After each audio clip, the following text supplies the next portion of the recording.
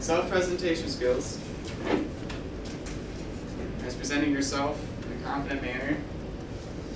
It's sort of like this. I'm not exactly very confident because I don't know what I'm doing. But you have to have good self-presentation skills with your speech and stuff. Making good eye contact. They're very important in human communication.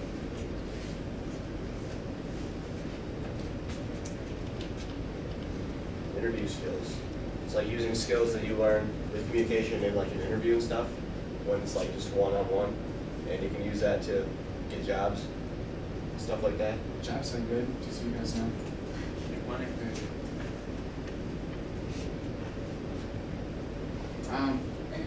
That isn't here. Typo. Yeah, we did that already. I thought we fixed that. That's a technical difficulty we're saying. Now there are actually quite a few different forms of human communication. We decided to choose 3. So interpersonal. That's right, how are you? I'm doing well, Brendan. How are you? I'm doing fantastic. I haven't seen you in a while. I know, it's been like a whole day. You want to go to Vito's and get some chicken? Let's not. Why not? That's cool. Alright, let's So that's relationship skills, right? That would be interpersonal. Interpersonal, yeah. Relationship stuff. So that's like, so this is like this. We're close, right? That's relationship stuff. And interpersonal is pretty much like talking to yourself. So Tori's going to be my conscience. Jacob, you're such a wonderful person. Man, I really hate Jacob. That's kind of what it is. It's like a conscience part. Jacob, you're awesome. I really can't wait to hang out with you. I really don't want to hang out with you. I'm just being honest.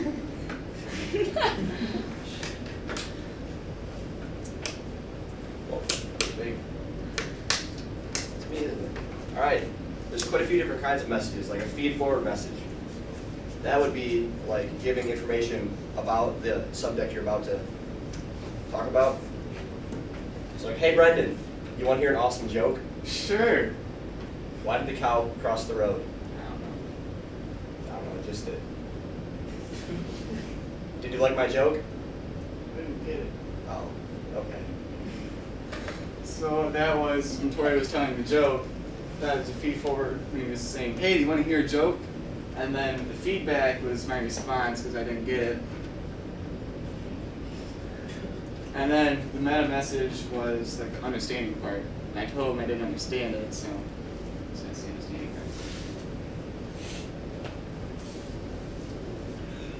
part. And that's just a list of more than just the first 2 forms of communication. And those are communication skills. There's the self-presentation skills that we talked about earlier, where you're presenting yourself and showing your relationship. Relationship skills would be if you're boyfriend and girlfriend, stuff like that. Interviewing, as if I'm interviewing Mr. Gross for a job, and he knows what to do with that because he's cool. Group interaction and leadership skills. If you were fan cam, Yeah. and you were interacting with the other people. Yeah, I sure can. That's with basketball is a great example for that because I'm coaching right now, so I know a lot about that group interaction and stuff. Work as a team. Yep, work as a team, and there's some leadership skills that have to come out, and you guys have to communicate to be a leader, so that's why that's up there. Presentation, it's kind of obvious. Like what we're doing right now. And then media literacy skills.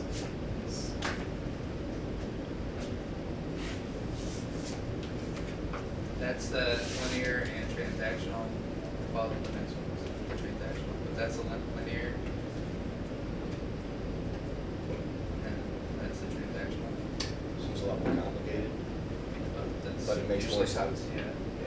Just like how people talk.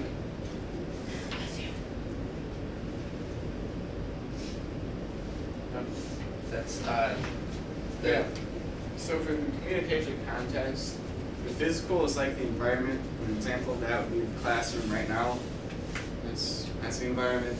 And the cultural is basically how the people in the room hear will affect what I'm saying. So I'm not gonna say like, Asians are so smart because they're Asian or stuff like that and have all these Stereotype. racial slurs and stuff, right? Or like anything else that's like that, because that's rude and disrespectful, and you're probably gonna get slapped for that. The social psychological part is their general relationship with the people in the classroom. So Tori, he and I are good friends, so I'm interacting with him a lot, but I'm also interacting with everyone else. So it's my relationship with each individual person in the room. And temporal is a little bit confusing, but the way that I got it is it has to do with time. And there was an example of funeral, after a funeral, and after a football game. No, I lied. After death and after winning the lottery. It's like what happens after everything's done. So when you leave this classroom, you guys are probably going like, hey, that was a cool presentation that they had in class today or something like You're that. telling all your friends about it. Yeah.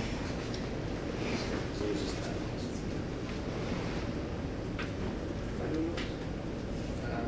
We can do noise. Noise is anything that interferes with effective communication. Like, and physical is, Well, Bob, that was not it. My bad. and physical is like the noise that surrounds you that's outside. Like if me and Tori and I were having a conversation, and Brendan just came out of nowhere and yelled at us. So I just start talking when they're trying to talk. This is So still pretty good. right now what It's they're kinda doing is weird. they're trying to talk over me, but I'm trying not. They Can we talk later? They can't hear. So Brennan That's would be an fine. example of physical noise. And physiological noise would be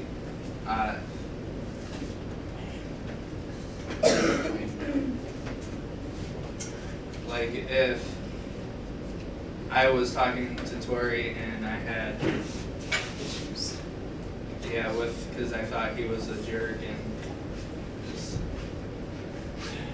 like, ow, gosh, that really hurt.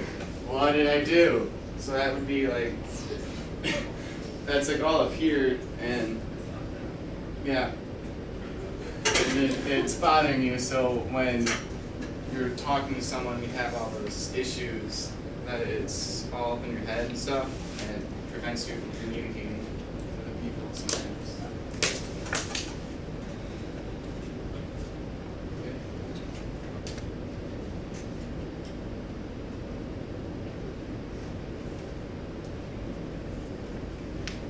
Principles of communication, kind of like how communication works and how you change communication to fit the environment better.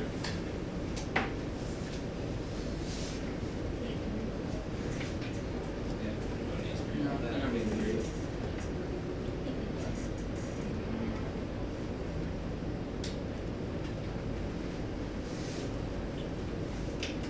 alright, then the different principles of power. Referent is like if I were talking to Tori and I was like, yo Tori, you're so awesome. Thanks. That would be referent, giving him more power in a positive way. And coercive would be if I were talking to Brendan and I was like, you're so uncool.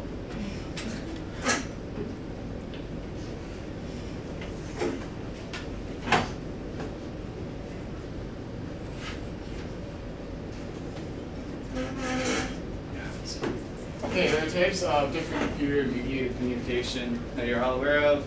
There's computers, there's phones, there's all that extra technology stuff. And there's face-to-face communication and computer-mediated communication, which are channels, and it's how communication happens. So if I'm talking to Tori, this channel below is face-to-face because I'm talking to him directly, whereas the computer-mediated communication is if I decided to text someone right now, and I do have a text message, by the way. So that would be an example of computer-mediated communication, but it's not just limited to computers now. Because you got the iPhones, that's just basically a computer. And your tablets. Pretty much any technology. Pretty much. Oh. And what I did not put down on there, there are downfalls of the computer-mediated communication. One of them is it's hard to destroy. So if you put something that's on the internet, like a picture of something, or someone's going to find it and it's going to be there forever. It is easily made public, so once you post it, anyone can see it. Even if you think it's private, anyone can still see it. It's permanent. It's permanent. Like I said, it can't be destroyed. And